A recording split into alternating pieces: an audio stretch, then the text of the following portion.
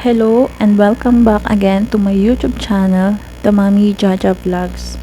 For today's video, magbabahagi ako ng pampaswerte sa pera.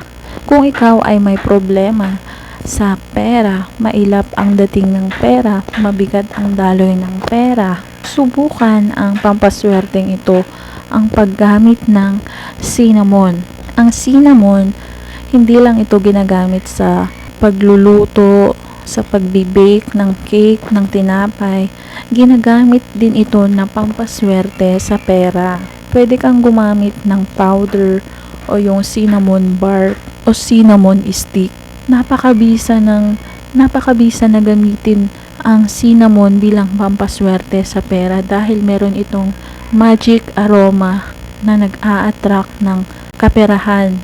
Ang gawin mo lang, kung meron kang cinnamon stick, ilagay mo lang ito sa iyong wallet. Kung cinnamon powder naman ang meron ka, ilagay mo ito sa maliit na papel at konting kurot ng cinnamon at saka mo ito ilalagay sa iyong wallet at tiyak na magdadala ito ng swerte, mag-aakit ito ng swerte. Magugulat ka sa epekto ng paglalagay ng cinnamon sa iyong wallet. Ang kailangan mo lang ay 100% na paniniwala at dapat positibo ka sa lahat ng mga ginagawa mong pampaswerte. Bago mo ilagay itong pampaswerteng ito, ay dapat meron kang good intentions at magdasal ka na rin ng pagkalooban ka ng maraming pera. At after 1 month, saka mo ito papalitan. Ang paggawa ng mga pampaswerteng ito ay mainam kung gagawin ito tuwing Martes at Biyernes at full moon. Pwede rin kahit anong araw pero sa umaga siya gagawin.